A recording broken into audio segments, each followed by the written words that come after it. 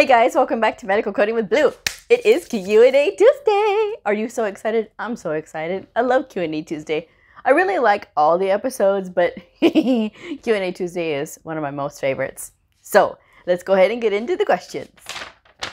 Number 1, do I have to pay to have access to the AHA Coding Clinic? Yes, there's actually a website, and I will be leaving it down in the description box below so that way you guys can check it out.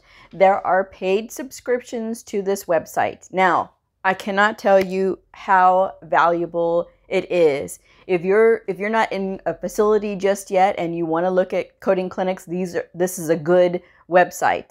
This is the original website. This is where you go, okay?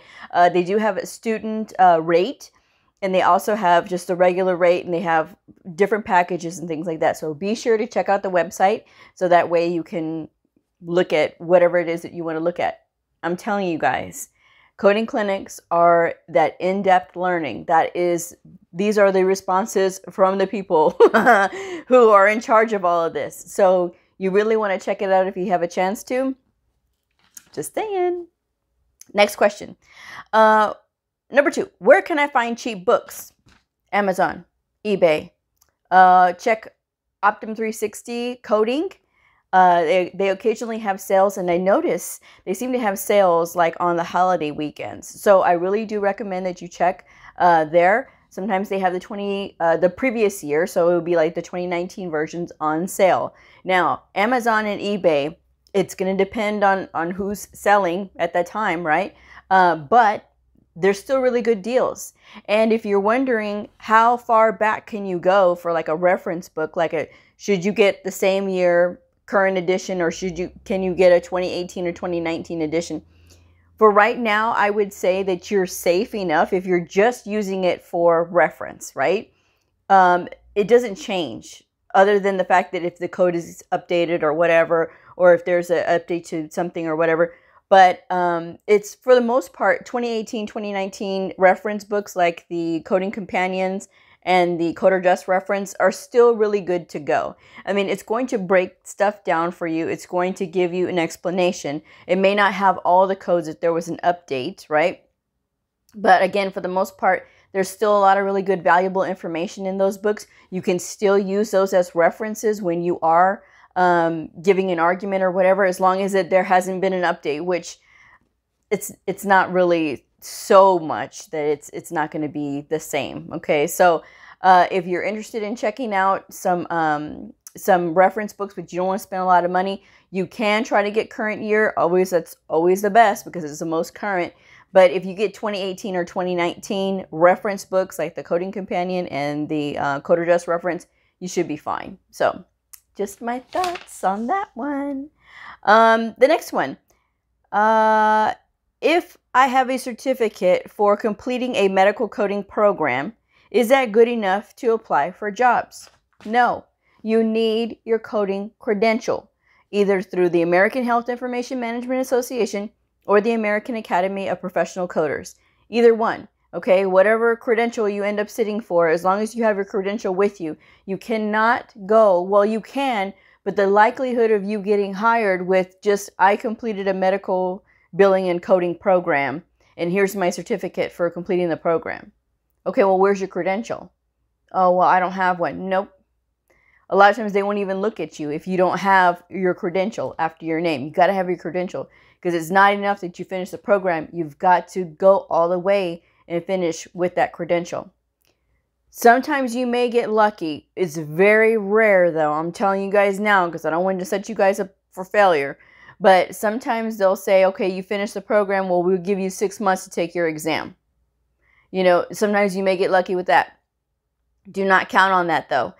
That's going to be places that are really going to be in desperate need for coders. And you better show yourself well at that time, because that's the only way they're going to be able to see past the fact that you don't have a coding credential, okay? You need to have a coding credential. And the longer you wait after you finish your medical coding program, the longer you wait to take that exam, the more chances that you're going to forget stuff. And your speed is going to reduce in the book, okay? You have to have that speed when it comes to looking stuff up in the book. If you are going through AAPC and you're going through that one program that has unlimited test taking, it's fine. But the thing is, you still need to be able to take your test and pass your test. All right. So just keep that in mind. You really do need to concentrate on getting your credential as soon as you finish. Okay. I'm just saying it's better for you. All right. Next question. Do you think AI or artificial intelligence is going to eliminate the need for coders? No, absolutely not. I don't think that we are, my own personal opinion, the disclaimer, my personal opinion, we are not that far advanced that artificial intelligence can look at a record, code it out, and it's 100% accurate. There still has to be the human element, okay? Because the computer is only smart as you're telling it to be. I've said this. And if it's looking for certain words, or if it's looking for certain things, an algorithm or whatever, it's only going to go by that. And there's still that percentage of error. So you still have to be able to have a human look at it. They have been threatening this with artificial intelligence since I started over a decade ago. So, no, I don't think so. They're still going to need the human element. So my answer, no, I'm not worried about that. Next one is, which Merck manual do I recommend? Basically any Merck manual. I have the Merck manual home reference. If you follow me on Instagram, or if you haven't followed me yet on Instagram, be sure to follow me. I'm at medicalcodingwithbleu, all one word. With the Merck manual, it doesn't matter really which version it is, because it's just a reference book. It is going to explain and break down like the disease process and give you like a lot of background information about a disease process. This is a very valuable book because you can use this book when you are going for your argument, if you have to argue something on an audit, okay? Now, I will tell you this, and I probably haven't mentioned this yet. When you are getting audited as a medical coder, not all facilities are going to accept, oh, well, I got this from Medline, or I went to the Mayo Clinic and I got this reference. There are some places that do not accept these references. At my hospital, they do not accept it. It has to be from an AHA coding clinic, or it has to be from a Merck manual. It has to be from the CPT or ICD-10 book, or a coder's desk reference, or the coding companion. Okay, they are very strict where I work. They are very strict about the references that we use, because there's just, the way that they explained it is there's too many chances for something to be misinterpreted if it's not coming from an official website that's related to medical coding. Even though Medline and the Mayo Clinic are very good references for understanding things, but it's not an official reference according to my facility. So just always keep that in mind and get used to using very standardized references for your arguments, so that way there is no chance to argue against you if you have a good reference. So, yes, any Merck manual will do. Like I said, I got mine at the Goodwill. Look at your local thrift shop, okay? I am all about getting cheap reference books, okay? I love books like I love shoes, okay? I am. But choose wisely. Look for the best deals, okay? Don't break the bank trying to get all these fancy books, even though it would be really cool. Still, don't overspend when you don't need to, okay? That's just what I'm saying. All right, next question. Do you recommend getting an evaluation and management guide as well? Heck yes. Especially if you are studying on your own. Yes, you should get an evaluation and management guide. Optum 360 Coding has that book, okay? So be sure to look on that website. You can look at other ones. I'm sure the other ones are just fine. Whatever the reviews are, okay, look into the reviews and make sure that it's something that's really sounding good. So that way you can decide if that's what you want to do. But yes, getting any kind of reference for evaluation and management would be a very good thing. Okay. Next question. Do I have to renew my credential every cycle to maintain it? Yes, you have to reporting all of your continuing education units. And I've talked about this before. I did a whole video on continuing education units. Continuing education units are basically like class hours, right? That you can take. Some facilities, some hospitals, some employers will offer this as a benefit of your employment. I personally do not have to pay for my CEUs because they're a benefit of my employment. And I also get all the CEUs for attending the annual coding conference. Now, I pay for that coding conference out of my pocket. So, you know, if you do that, or if your facility does it and they give you all the CEUs for going, then, you know, that's how they pay for your continuing education units. Okay, so some places you get very lucky. Okay, I am not in such a place. Okay. I love my facility, but no, they don't pay for me to go. I pay for myself out of pocket, which is fine, because to me, I'm investing in myself, so it doesn't really matter to me. And then I get a lot of my coworkers that say, "Blue, it's so expensive." I don't care. That's my time to go and learn. And then, like, I'm in an environment that it's like really, it's all about networking and learning, and then you're in this really cool, fabulous place, you know, because like all of the cities that I've been to have been really awesome. Okay, so it's going to be in Hotlanta this year, and I haven't started the countdown yet, but y'all know it's coming. Okay. In March I'll probably start the countdown. I'm so excited. I'm going to see my friends out in Hotlanta, and I'm going to do some sightseeing. So I'm looking very much forward to Atlanta. And if y'all are interested, check the AHIMA website, ahima.org, ahima.org. There's some information about it, not a lot right now, because of course it's still too early yet. But that is where it is going to be this year. So I am very excited and I can't wait. I think it's in October.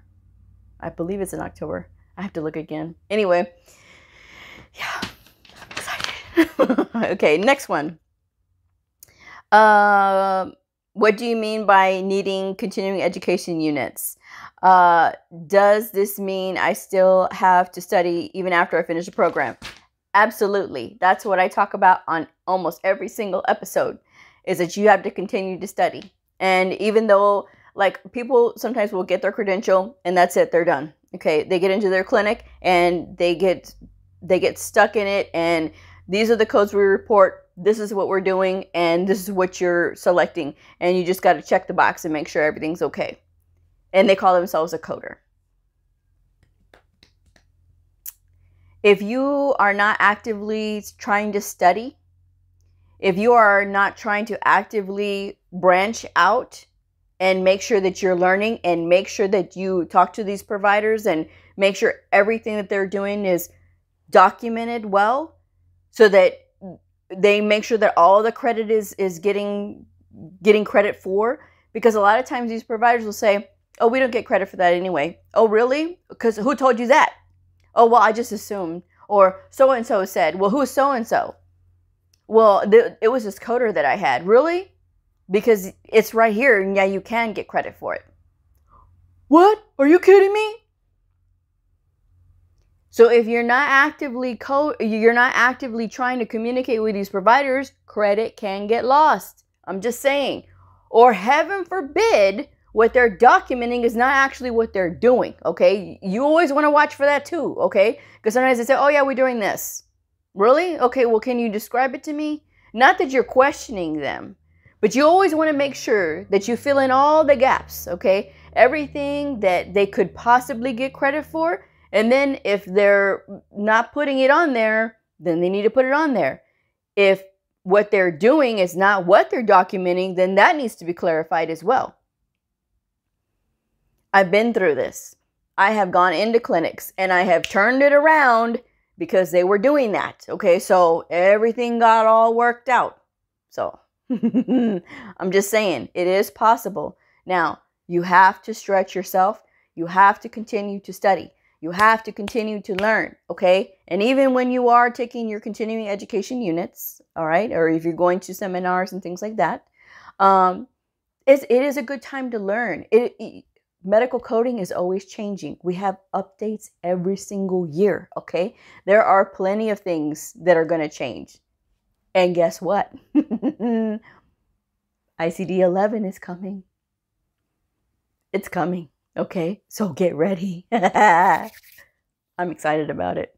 A lot of people aren't, but I am. So anyway, that's just me. Again, yes, you will have to study. And when your cycle, whatever, if you're with AHIMA or AAPC, each one of them is different. According to the your credential is going to be different. If you have multiple credentials, the amount of continuing education units obviously is going to be different. Okay. So, but the more credentials you have, the more CEUs you're going to have to produce. Okay. And sometimes there's people who have multiple credentials and their employer tops out at a certain amount and then they got to pay out of pocket, or they got to try to find these free continuing education units, which there are some, but you have to look for them. Okay. If you need to get those, you know what I mean? Just be sure to look up where you can find some. I'm just saying. And you do have to report them. That is part of maintaining your credential. Okay. And it'll tell you, either website will let you know how many continuing education units you need and what your cycle year is. Okay. And when it ends, when it starts, and when it ends. So that way you know. Okay. And don't get overwhelmed. It's not a big deal. I mean, really, it isn't, as long as you're doing them and you're reporting them, you'll be fine. Okay. So yes, always continue to study. Just because you get your credential and you're out of school doesn't mean anything. You got to keep studying. Just my 2 cents anyway. All right. Next question. How loud do medical coding environments get? It depends on where you are. Okay. Now, I always talk about the tin can. So this horrid little tin can that I was in for years, okay? There was 20 women in this tin can. 20 women, and our leadership was not very strict when it came to telling the girls to stop talking. And so a lot of times I kept my headphones in and it would get loud. A lot of the girls would, create a ruckus or whatever. And so it does make it difficult. It just depends on where you are. I no longer work in this tin can because they moved us. The idea when they opened up a new facility, and because we got a brand new hospital, and the idea when they started building it was that they were going to embed the coders into the clinics. So that way they can develop a really good relationship with the providers so that they can make sure that all the credit is being picked up. Okay. So they made space for us in the hospital. Great. Cool. Awesome. So once we moved out of this tin can, I moved into an office and I had a partner at the time. Now, my partner at the time was loud enough that she equaled like 4 or 5 people just by herself. Okay. And I'm not calling her out, but she was loud and she was always on her phone and she was always talking or eating or doing whatever she wanted, So she made a lot of noise. It depends on if the person that you're housed with, how your personalities are, that kind of thing. I now have my own office, which is wonderful for me because I'm able to get everything I need done. I don't have to deal with like perfume and things like that because I'm an asthmatic. So it's a little difficult for me to be around people who insist on putting on perfume. I'm just saying, I've talked about it in another video. But anyway, so again, it's going to depend. I have heard some of my viewers that have sent me emails and says that they got out of medical coding because they were supposed to be in a room with all these people, but they couldn't talk. And it was just too, it's too difficult to be so quiet, And so for them, it was too difficult and it was too hard to be like that. It was very oppressive. You know, it's a very oppressive environment. So, I mean, you have to be able to talk a little bit, but not so much that you're disturbing other people. And there's just some people that just don't have any self-awareness that they're being loud or whatever. And then, so it just depends. It really does depend on where you are working. So always ask that question during the interview. What is the environment like?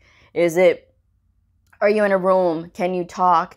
But is it headphones only? Or if you're, you know, chatting or whatever? Those are questions to ask, okay? Because every facility is going to be different. Every doctor's office is going to be completely different, okay? All right. Next question. Are there online schools that are reputable? I have always recommended going through the associations themselves, okay? AHIMA and AAPC both have their own online programs for their credentials, okay? So be sure to look on the websites for those. These programs are a fraction of the cost if you went to a trade school or if you went to another online school. Now, there are some places like Penn Foster. Some viewers have had a lot of success with Penn Foster, and they're very reasonable on their rates. That's what they said. I don't know anything about Penn Foster. I get that question a lot about Penn Foster. So you have to ask, I guess, whoever is in charge or the recruiter or whatever, make sure you ask them questions, okay?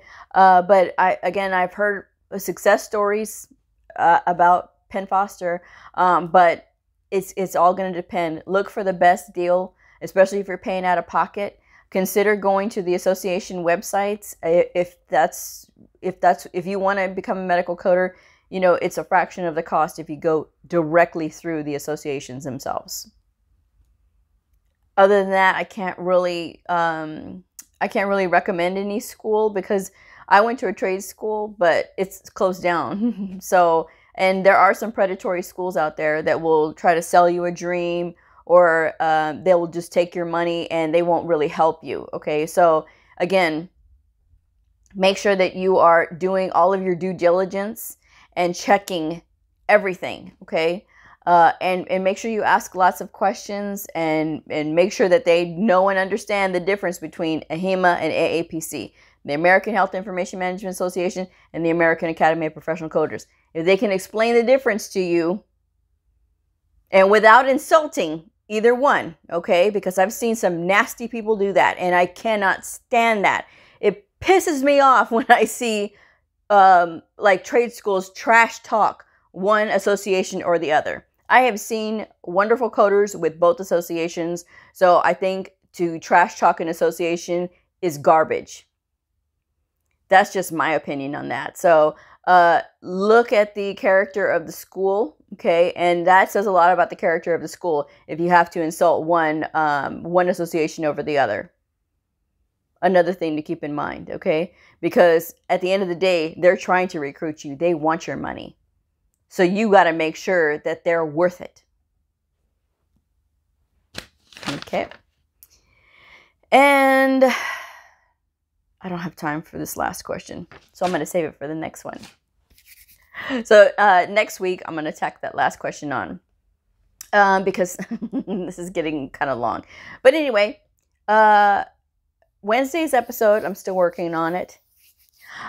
And I am going to continue to do the demonstration with the book. However, the other day when I did the video, it came out too blurry, so I have to figure out a way to go slower so that it doesn't blur.